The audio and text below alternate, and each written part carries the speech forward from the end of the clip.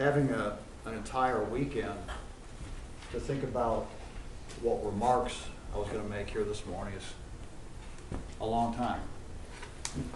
So I guarantee you I went over this matter in my mind 100 times or more about what I was going to say this morning. I've been up here for 30 seconds now, and I already know it's going to come out in a different way. But your verdict at the first phase of the trial is important to note. It's important to note what was said by the state of Texas, because if you take the emotion out of their remarks, there's really very little left. They want you to base your verdict on emotion. You know, the family's not going to get to see Atatiana anymore. We know that. It's a tragedy. We've acknowledged that. We've talked to you about that. There is no changing that. Your verdict won't change that. It can't change that. You were talked to at the jury selection phase of this trial about whether or not you could give fair consideration to the idea of probation, to assessing a probation for someone that's been convicted of the offense of manslaughter. And each and every one of you said you could give fair consideration to that concept. And that presupposes that someone's life has been taken. And it presupposes that that person isn't going to be with us anymore, that their family's going to miss them. It presupposes there's been a tragedy overlaid over the facts of the case, which is exactly what we have here. A tragedy that'll never be changed. And the prosecutors were very defensive about the fact that we were going to ask you for probation in this case. That's because they know that that's really what this case is worth.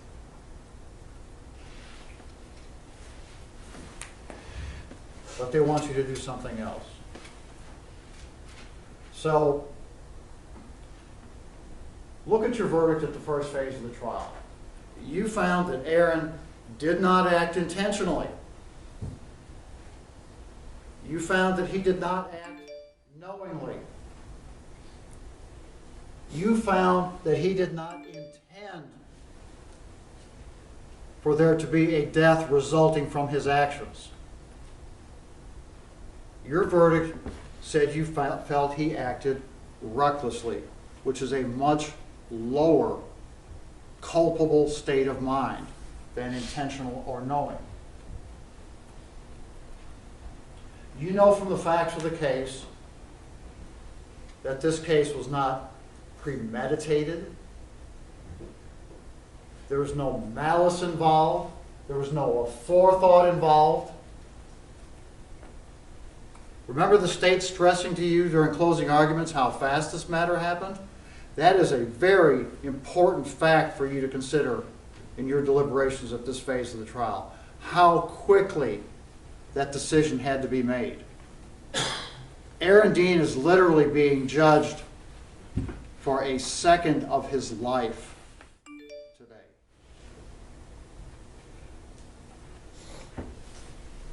And he's being judged under man's law, not God's law. The talk about eye for an eye, I'm not sure exactly what that was meant to convey to you during questioning of our witnesses. But we're not here about God's law. We're here about man's law. And the man's law is contained in the court's charge that Judge Gallagher gave you. We're not here about money damages. That's for the civil court down the street. And you heard that there's a matter pending down there regarding this. This is about what is a fair and just verdict under the facts of this case and this case alone. What is the fair thing to do here? It's not a weighing or a balancing contest between the Carr family and the Dean family. It's not who's worth more. The judge doesn't tell you that in the court's charge. It's about what is the fair and just thing to do under the facts of this case. On the questionnaire that you filled out before trial, asking you about the three goals of punishment in the criminal justice system. Those three goals are the three purposes of punishment are punishment itself, rehabilitation, and deterrence.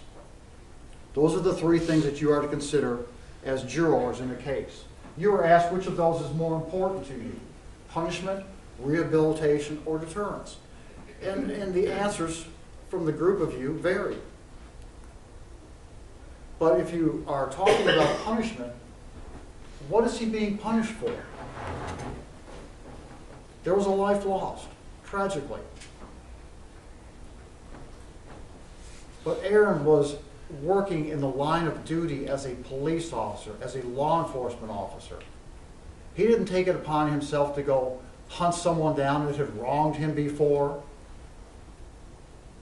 or knowingly place someone in a dangerous situation waiting for him to spring a trap on them. He was trained by the Fort Worth Police Department. He was hired by the Fort Worth Police Department. He was assigned by the Fort Worth Police Department. He was dispatched out there that night in the line of duty. And his testimony to you was that he was protecting himself and his partner. So what are we going to punish him for? Yes, there was a life taken. That's true. But look at how these things happen. Look at the chain of events that set it all up. What is he culpable for? He didn't plan this thing. He didn't set out that night. He didn't get up that morning and go down to the headquarters and get his assignment with anything like this in mind. He was trained in the Fort Worth Police Department Academy to eliminate a threat.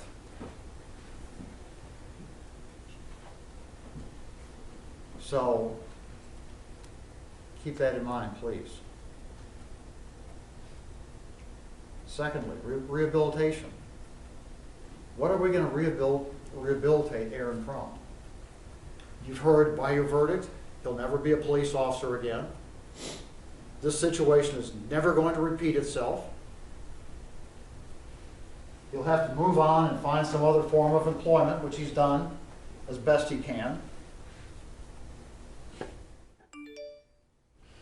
He's probably the person least in need of rehabilitation that's ever sat in a defendant's chair.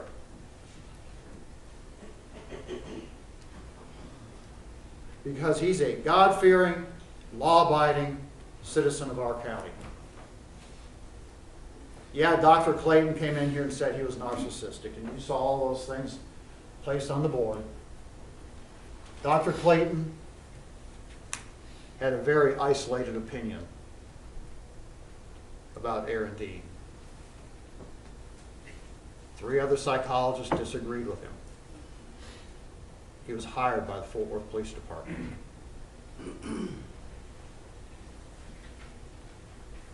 Dr. Clayton didn't follow Aaron around the church. He didn't follow Aaron around in the choir. He didn't follow Aaron around in engineering school while he was getting his physics degree. Dr. Clayton said he could fly a commercial airliner. At least that's how I took it. Which tells you the subjectivity of the discipline of psychology. Dr. Clayton had a very isolated opinion of Aaron Dean. Look at the opinion of the people that know him best. Of course his family's going to testify. That's who he spends most of his time around. He's a family man. He's very involved with his family. Is that wrong? The prosecutor tried to make it seem like that's wrong to be a family man, to be around your family. to be in church with your family. It's not wrong. That's not a bad trait that Aaron has. That's a good trait.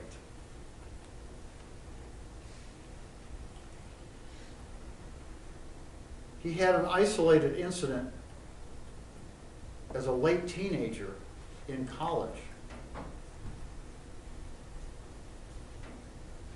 You heard that Aaron was homeschooled. You heard that the purpose of the homeschool club was to help people socially adapt to college and the college environment. Is Aaron going to be judged for one isolated instance in his youth? An incident, no doubt, he is deeply embarrassed about and has been since that day. A teenage mistake.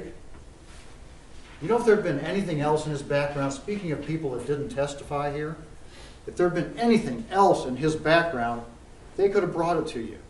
There are 190 prosecutors and 60-some investigators in that office could have brought it to you.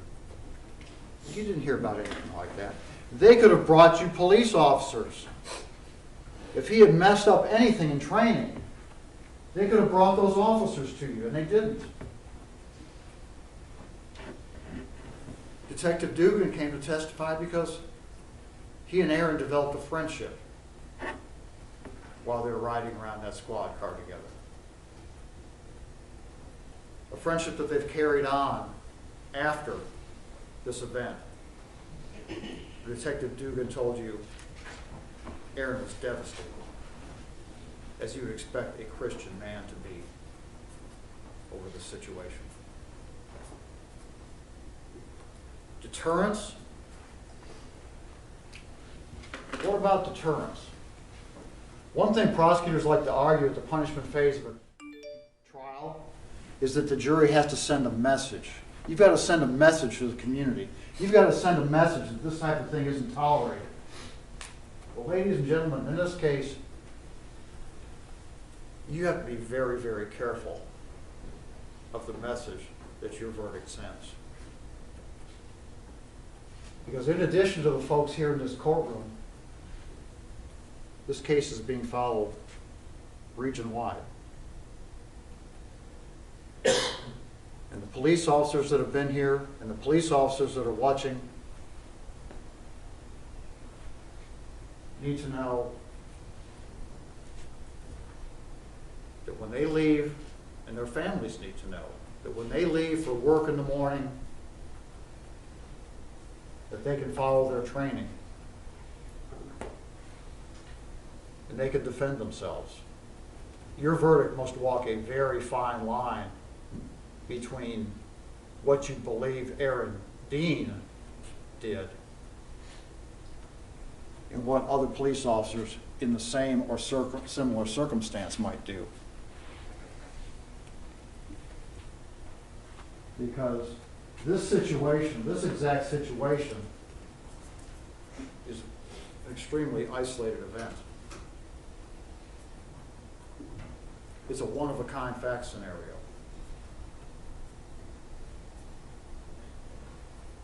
And your message needs to be tailored. If there is a message, it needs to be tailored to this event. Because the policing, the training, the methods involved, those are out of Aaron's control. You heard Judge Gallagher's in charge of probations in this court. Judge Gallagher's in charge of the terms and conditions. And you can trust Judge Gallagher to make sure that this matter is followed up on. And make sure that he knows everything that there is to know about what's going on with this probation. And Judge Gallagher can tailor the terms and conditions. He could take and put Aaron in jail for the weekend on the anniversary of this event so that Aaron never forgets, which he won't anyway. Judge Gallagher could order Aaron to sit down with administration from the Fort Worth Police Department any other regional police training academies and help them develop training curriculums so this situation never repeats itself. Aaron Dean can be an asset to law enforcement.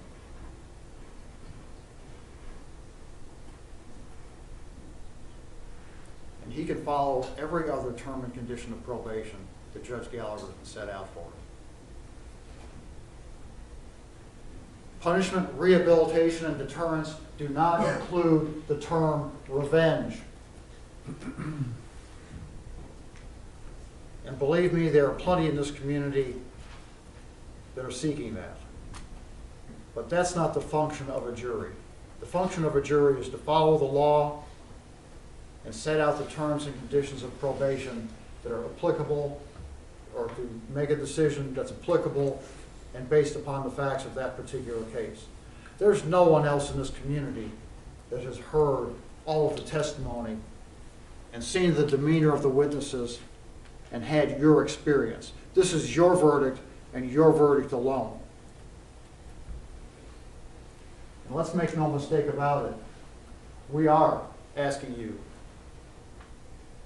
to recommend to Judge Gallagher that Mr. Dean have his sentence probated, because there is nothing to gain by sending this man to the penitentiary. No one can punish him more than he's already punished himself. We've talked about his need for rehabilitation. And we've talked about what exactly is it that we would deter by a penitentiary sentence here. What exactly would that be? Aaron didn't know who was on the other side of that window. As much as people want to make this a racial issue, it's not. He didn't know who was on the other side of that window. All he knew was they were armed and they were a threat. So everything that's happened from then on is of low value in deciding what the sentence should be in this case.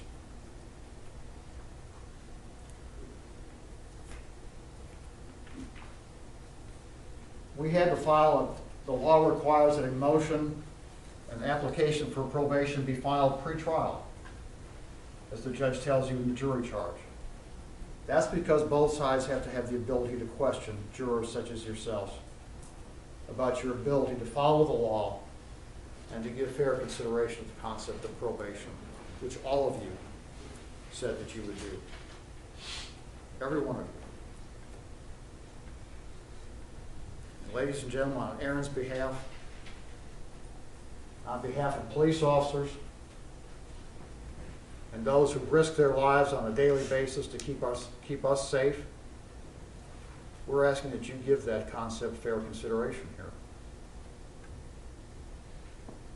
Because this case deserves that fair consideration.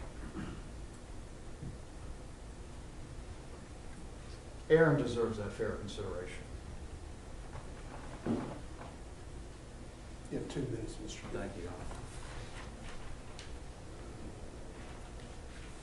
Stand up there. Ladies and gentlemen, this is Aaron Dean. This is the man that you'll be passing judgment on in a few minutes.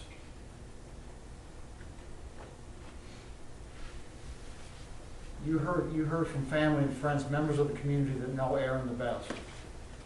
He's a good man. He's a very good man. He's a very good man who finds himself in a very tough situation. And we're asking that you take into consideration all of those good qualities that you heard about. Because this man possesses all of those. Those people got up here, thank you. Those people got up here and everything they said was heartfelt. Because they know him best.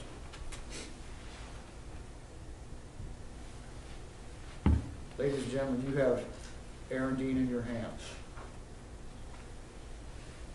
And like the prosecutor asked you to do, I hope you remember my remarks when you go back into the jury room. Because like at the first phase of the trial, the prosecutors get to close here. They get the last say. I don't know why, but that's what the law allows. So I'm asking when you go into the jury room and start your deliberations, that you recall the things that I've said here this morning. And you take all of those into consideration. And you arrive at a just and fair verdict. Thank you very much.